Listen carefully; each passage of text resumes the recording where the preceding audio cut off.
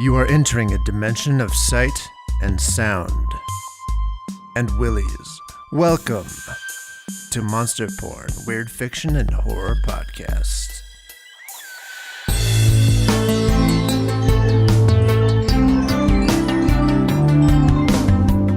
Today's feature is Penance by Matt Cummins, supported by The Short, Looking at Women from a Distance by me, Brett Norwood.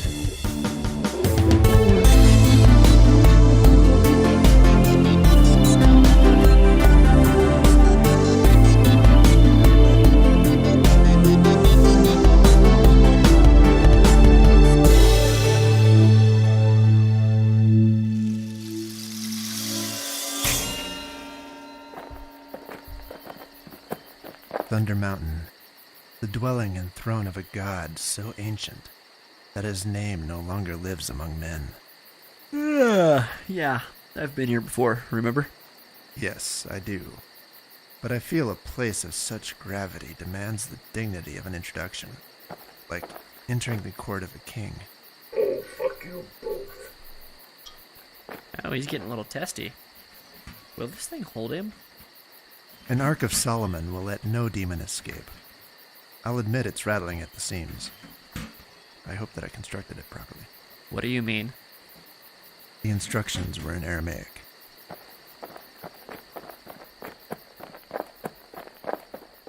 Almost to the summit now.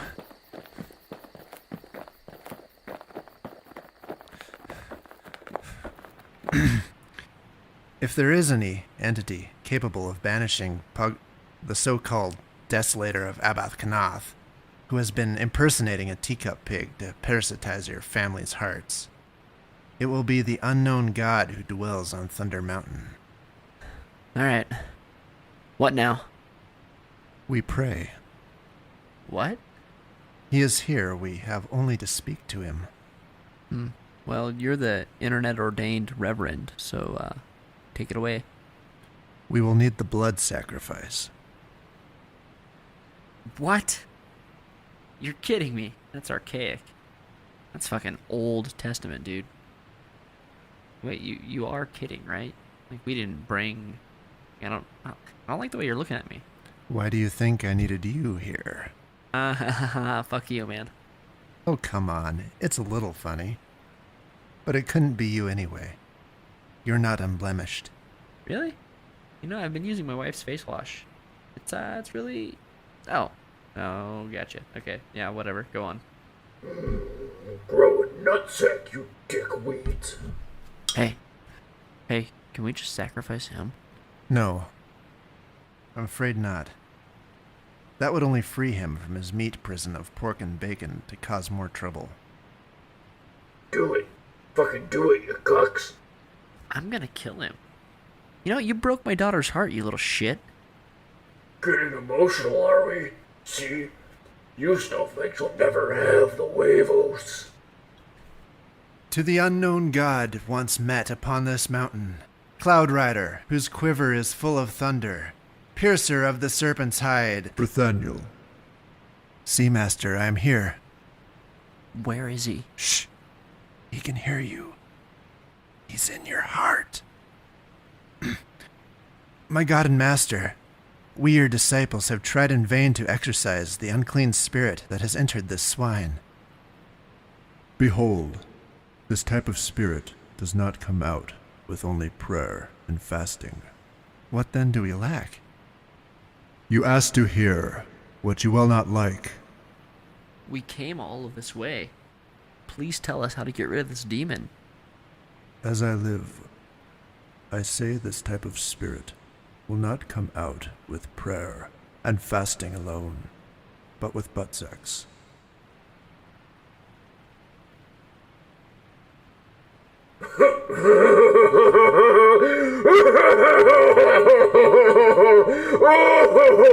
Oh, you mean between them, right? The ones who have summoned must banish, just as he who has sinned must be the one to repent. I say to you, I have seen what you have done, and likewise see what you will do. Butt sex? There must be some other way. don't want to wreck Matt's butthole. Who said you were pitching? You're the artsy one. My God, forgive this vegan a sinner, for I have conceived an undeniable hunger for bacon. I hope you also develop a hunger for sausage, the way things are going. Can we get through a damn episode without a sausage joke? You dickweed started it. Master, hear my plea. There must be some other way. We don't do Butt sex. that. That is the price your actions have bought. It is that, or continue to cohabitate with the unclean spirit. Pugs, hey, buddy. What say we go home? Are you kidding me? I kinda wanna get exercised, just so I can see you two dweebs forced to. Sorry. Whoops. I kicked the ark. Sorry to bother you, Master. Looks like we're just heading home now. Depart not so fast from my presence, son of earth. I require a sacrifice be made. What does your might require? Butt sex. You both brought a story for your podcast upon my mountain. I demand that you deliver each up to my glory. Begin. Okay.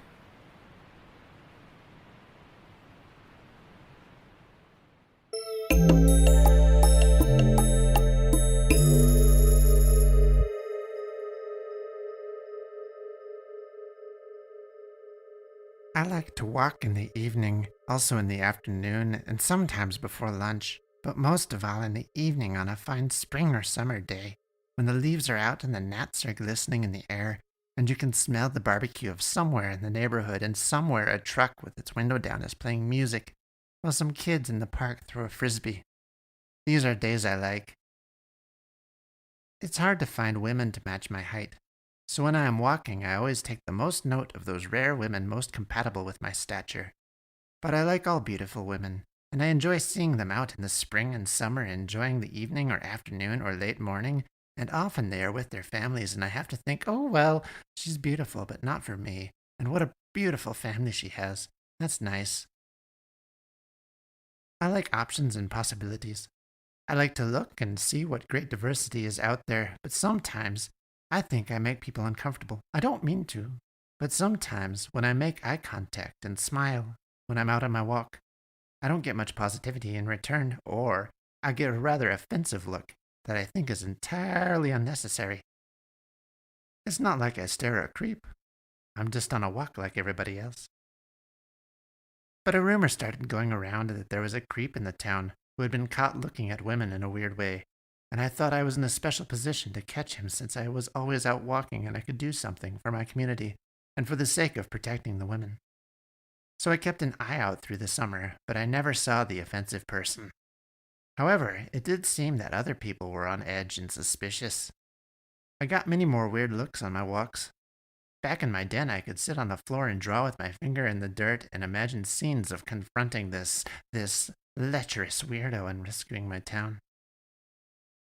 I came out in the park on a very nice evening with the gnats glistening in the sunset and the cicadas out and singing, and I saw some nice women my height, a whole flock of them playing volleyball on the grass. But a man who was with them seemed angry, and I wasn't sure why, and he had a weapon that he took out of his belt, and he hurt me, and I don't know what I did, but it hurt, and there was a hole in my chest, and it was bleeding, and I found it hard to stand up, and I couldn't walk anymore. The officer assured the girls it was all right now, although they may not be able to resume the volleyball tournament. He pulled out his radio and contacted dispatch as he stood over the 4-foot-tall humanoid, some sort of olive-skinned imp with geriatric tufts of thin white hair whose big googly eyes rolled back in his head like squid-colored softballs.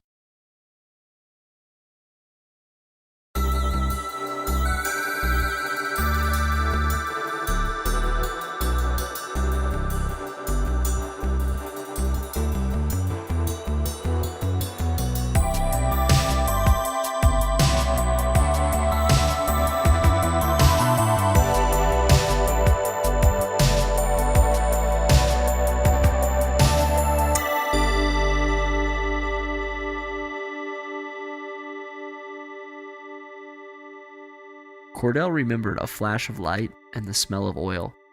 It was just like the song, screaming tires, busting glass, and the painful scream that I heard last. But it wasn't his baby that he heard screaming. It was the hag with the fingerless wool gloves who sat in front of Safeway with the yellowing cardboard sign that read, "God loves you." She sat there for a week and never so much as asked for a penny. Cordell was sober enough to remember seeing her face bounce off of the windshield, her left eye bugged out with a squelching noise, as a red splatter like jelly hit the windshield from the openings on her face. Like a huge beetle. Donnie Trump, huge! He'd thought hysterically before his forehead slammed into the steering wheel and the world lit up like the coming of Christ. Just as the glass rained down around him, he saw another flash, almost green, over the horizon, and then it faded like the dying of a bulb. He awoke to a sour smell and opened his eyes expecting to see hospital lights. But he didn't. He wasn't lying on his back in a bed either. He was sitting, half propped up against a jagged rock. Pressure pushed in all of the sensitive spots in his head. What happened? Think it through, Cord, he thought, but all he could remember was that squelching sound and a flash of light and then the raining glass. He tried to sit up, but his body ached all over. He presumed he was injured somewhere, and a good Samaritan was on their way to help him. Oh, what about the bag lady? He thought. A voice came from behind him. He found he could move despite the general aching of his body. He tried to stand and found that his legs worked, but he felt detached, drunk even. His body stood, but his mind wandered. I've smelled that smell before, he thought. The voice spoke again. Wake, the voice said, and on the very command his chest felt as though it would rise from his body. He nearly lifted off of the ground, and suddenly he was very awake. He looked around, but he was standing nowhere near a broken car, a dead woman, or a hospital. Cordell stood in the center of a giant chamber of red rock. A cloaked, hooded man stood in front of him. The man was looking into pages of an old leathery book, but it didn't look like leather. It looked like singed skin, human skin. He could see the purple and the blue veins running through the binding and the tinge of blood along the edge. The adrenaline in Cordell's body was sending him into a panic. No, he thought as his version of torment rushed to him. He had seen this place before as a child, after visiting church with his friend Max. The preacher had spit fire and shit brimstone for an hour. That night, Cordell had dreamed he was trapped in hell. This hell. He looked around, and then he smelled the sour smell and realized it was sulfur. The being in front of him was the gatekeeper. At this thought, chains shot out from the wall and bound Cordell by his ankles and wrist. So you know then. Disappointing. You have robbed me of torment, and it will be returned to you, the man said, as the chains grew thorny organic spikes and twisted. Cordell screamed. That's better, the man said, but Cordell thought he sensed apprehension. Everything went dark, and for a moment he blacked out. When he came to, he raised his head and saw the gatekeeper had grown taller, thinner, his robe shorter, his hands longer and more spindly. Cordell was lowered, and the chains disappeared. There were cuts on his arms and legs, but they were less than what he'd imagined. Nothing more than scratches. Do you know where you are? The creature said, its voice different, slightly. I was all Cordell said before his bladder let loose like a water balloon, and he pissed down his legs. and a puddle surrounded his feet. He couldn't bring himself to say it. He started to pass out, but then that strange feeling of adrenaline shot through his body. This was the first time that he realized that he was naked. "You'll pay for that. Perhaps you'll have to lick it up," the man said, his face still hidden by the cloak. Another cloaked man appeared almost suddenly and spoke into the man's ear. "Ah, it is time for your judgment." Judgment? Judgment for what? He wanted to scream, but he couldn't. He'd been a decent person, a longtime realtor who served his town as a councilman. He'd championed fully funding the soup kitchen and reduced public transport costs nearly single-handedly. He'd been a good man, but he was forced to see the things that he had done in his life, and the scenes were already playing in his mind. As a teenager, he'd wandered into a bedroom at a party looking for his jacket. A tall blonde girl, one of the cheerleaders, was passed out on a bed, her shirt pulled half up, her bare navel exposed. Cord, drunk himself, had slipped his hand up the rest of the way and gave her breast a squeeze, just so he could feel, so he could know. In college, he and several other students developed a system to regularly cheat on their finals. On his wedding night, he danced with the maid of honor's ass in his hands. He was drunk and sloppy, but he was also hard, and he knew she could feel it. But she didn't pull away, so he carried on until one of his groomsmen cut in. 20 minutes later, his wife's best friend gave him a hand job in the bathroom. There was more infidelity over the years. As a realtor, he'd had several single women buyers over the years. Two of these women had turned into affairs that lasted until they finally purchased a property. His wife never knew. His wife, he wondered where she was, what she could possibly be doing at that moment. Before he could follow that thought, a needle pierced the side of his head. He heard what sounded like one cloaked man berating another in some strange, guttural-sounding language, but then he blacked out. When he came to, it was like he was linked and streaming all of the best times of his life. Those best times, he realized, were the times that put him in here, in hell. He got to relive it all. The party groping, the maid of honor's ass, the blowjob. There was more, too. He'd been a real piece of shit with women most of his life. He didn't abuse them, no. Mostly he just took what he could get and cheated often. Not so much when he was married, but instead of experiencing the same elated thoughts of ecstasy as he did during his affairs, he felt horror and panic. He screamed to stop, though he suspected these were nothing more than powerful memories. He came as he stood there in front of these creatures, and he knew it. He could feel it like it had just happened, and it was the most horrible moment of his existence. For a time, but then he passed out again. This time there was no adrenaline. Footsteps sounded like metal in a chamber. They echoed. He woke up feeling all of the shame and disappointment of his life closing in on him like the slamming of an iron maiden. In front of him was a jagged piece of glass. He immediately knew what to do. He reached down and clasped it in his hands. He could feel. He pinched his arm and found that he could hurt. He picked up the glass and dragged it from his wrist to his elbow. But as the flesh opened, it immediately closed, scarred and healed. He sat staring, his arm burning. The pain of the action remained, but there was no blood, no wound. He did it again and again. Each time the pain remained, but he would not die. The more he cut and slashed, the more unbearable the accumulation of torment became. Finally, he thought, if I cut off my head, there will be nothing to heal. He ran the glass across his neck and sawed as hard as he could before he blacked out. A moment later, he woke.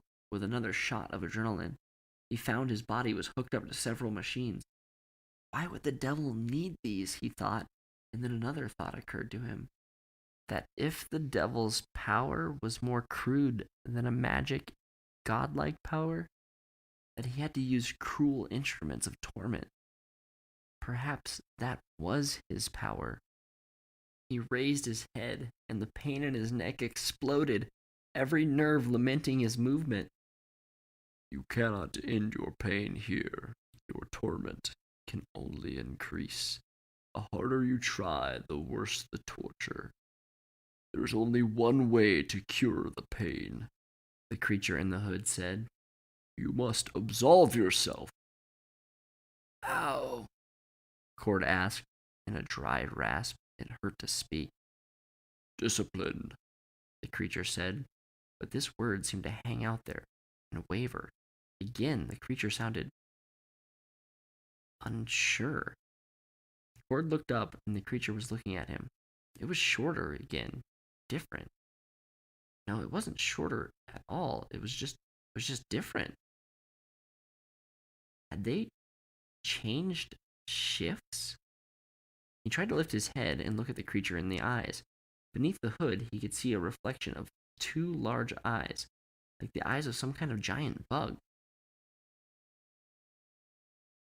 They looked at each other for a moment, and though the eyes didn't change, Cord felt invaded by a sensation. Not a thought, but a strong feeling of something like pity. And then his chin dropped back down to his chest, and everything went black. Cord awoke to find himself looking at the light from a smoldering rock reflected off of a puddle of dripping oil. He was standing up, but he had no memory of how he got there. In front of him was a small table that had metal legs and a crude tool laying on it, like a geologist's pick hammer, and several large clumps of earth and stone. He heard the voice of one of the creatures, but at first it was indiscernible. It was the same language that he'd heard before. It shouted something that sounded like a curse word in whatever language, and then a moment later the creature began speaking. Cord started to laugh. It was all so ludicrous. They sure do fuck up a lot in hell, Cord thought, and then he laughed even harder. The creature suddenly shouted, Shut him up before the others hear! Inject him! Then the creature's voice switched back to the unintelligible sound. Cord looked around. The chains, the hellfire, all of it was gone. And he was just standing in front of a table with tools and rocks on them. The creature in front of him was just standing and looking at him in its robe. It wasn't so terrifying anymore. Cord felt a needle jammed into his neck, and suddenly it all came rushing back. The fear, which never really left, came flooding back in. Fire swirled around him as his body poured sweat, and his mouth went dry. Leaving what he saw as a doorway was the spiked, dragon-like tail of some unseen beast. His hand, pulled down by spiked chains, gripped the handle of the tool on the table in front of him. The tool shifted in his hands, and then searing pain shot through him. Spikes exploded through the backside of his hand, where large, twisting barbs wrapped themselves and then grew into his hand like tree roots of metal and flesh. His hand was no more. A ghoulish tool, like a small axe, had replaced it. Then the chains pulled his axe hand forward and into the rock in front of him. Pieces flew as his pickaxe slammed into the stone, revealing a golden stone in the center. Gather it. A voice floated through his mind. He reached in and took the stone, and then placed it in a large bowl. He worked through stone after stone. Each time his body began to tire, he would feel another jolt, another injection of energy. He couldn't think of anything other than pain, fear, and work, and this cycle went on for hours until once he tired and the injection never came. He found himself hanging like a dead bug swaying on a spider's tether. The ground was no longer red. Some of the metallic floor had reappeared, and instead it looked like he was in a hospital room, a remnant from some apocalyptic event where stone and ash had seared into the metal. Another presence entered the room. He tried raising his head and found that he had more strength than he felt. A bottle of water was pressed to his lips. He drank and drank until he nearly vomited. He looked up to find the short creature in its long dark robe standing before him. Its hood was down, as half of its face was a fading, hellish grimace. The other half was just one large black eye staring at him, unblinking. He could feel an immense pressure, a feeling like pity and sorrow. Cord looked up, trying to keep his eyes open.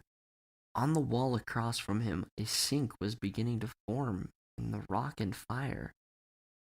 The creature went to it with a large silver syringe in its long, spindly hand.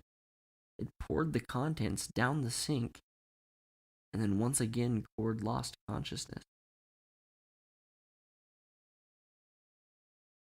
When he awoke, he found himself sitting in a chair, asleep, face first on a cold metallic table.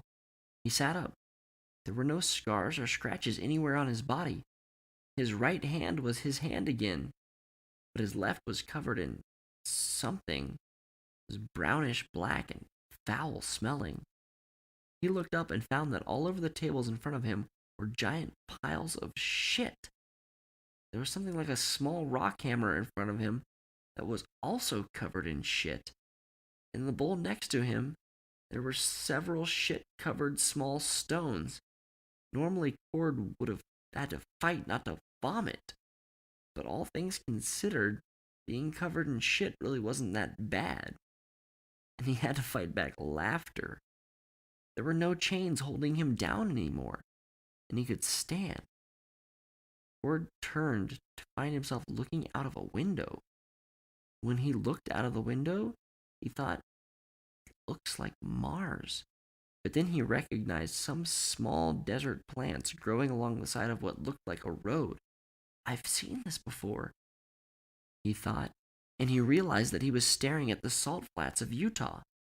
He could see cars zipping down I-80 in the distance. There was no way to open the window, but there was a door behind him. He crept out and into the hallway. He walked slowly down the hallway, keeping to the wall. The walls were tall and smooth. All of the metal was rounded, and he thought that he walked on a path that was made out of metal too, but it had traction. There were small drone-like machines scanning and cleaning. The air tasted funny to him, but he was able to breathe. He heard a door open, and there were two diminutive beings talking in that strange tongue he had heard before. Is your language converter working? One with a deeper voice said. Yeah, you sound fucking weird, the other answered. You're telling me? So fucked up hearing this language, but understanding it too. Science, it's a beautiful thing. Maybe this planet will figure it out someday, the one said. These fucking religious wackos, the other answered. Doubtful. Hey, before we go in there, take a hit of that. No fucking way, dude. I'm not doing that shit, the first one said and laughed. Yeah, take a hit and go in there. I bet you'd trip balls. I'd fucking lose my mind on a quarter dose. Yeah, but it's not like you'd see fucking hellfire. Hellfire? Yeah, that shit we've been making that little pink ground squatter see. You didn't read the memo, did you? Oh. Dude. Oh, okay, I read a little. Come on. Did you read any more than Genesis? That shit put me to sleep. I read the whole thing. It was hilarious. So what, now I have to take this shit for penance? I have to purify my soul? Both creatures roared in laughter. This place is nuts. Too bad we can't stay and tell them we are gods. Ah, they've seen that before, a few hundred times. We wouldn't be the first. That, and they've developed nuclear weapons. They may be primitive turds, but they know how to kill shit, especially each other. Oh, dude, wow. It's like your face is melting. How much did you take? Oh, too much. Fuck it. Let's go make the little pink thing mine some more shit nuggets so we don't have to go back to the jeweler empty-handed. If we do that again, my dad will be pissed. Ford crept further down the hall. They're kids, he thought to himself. Fucking teenagers. Ford suddenly felt like the walls were closing in on him. He ran down the hall and turned and went into a large corridor. There was a room and an open chamber that had a door at the end. He crashed through the room to find 6 3-foot-tall aliens, just like the ones on all the TV shows. They were short and gray and they had large eyes. They were wearing strange clothes, but their arms and large heads were covered in tattoos, and they had piercings through their small lips and nearly non-existent nostrils. On the walls behind them were movie posters of movies like Mars Attacks and Independence Day. They were playing some sort of card game.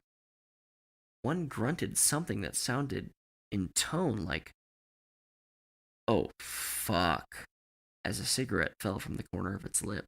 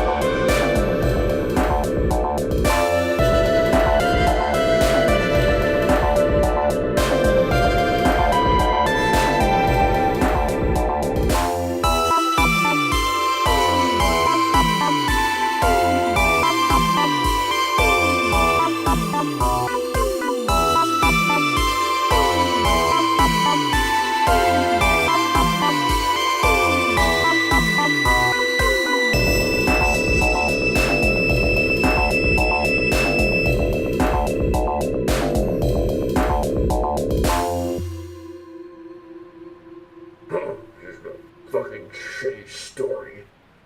I was looking forward to watching bald Legolas fuck Frodo. Sleep, you hell-spawned otherkin, and let us grown-ups speak.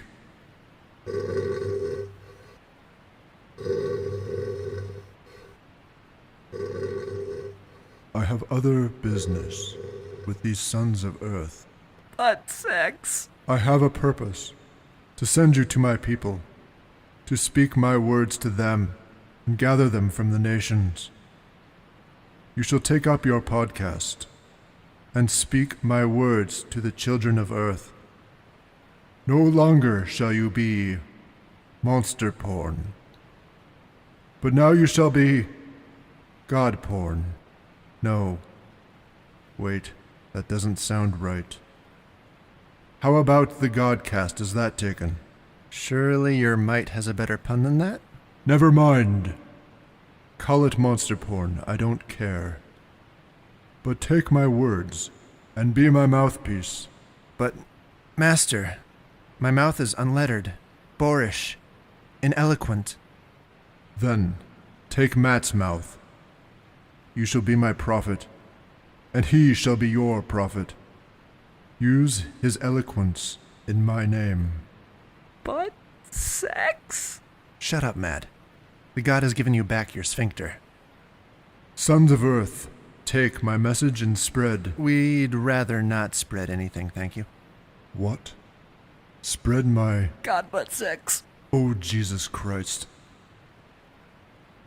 Take my word and deliver it in the form of monster porn. Monster Porn Podcast is a production of Warped Box Media.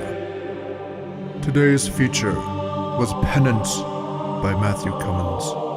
It was preceded by the short story Looking at Women from a Distance by Brett Norwood. Please remember to rate and review on iTunes if you enjoyed this episode.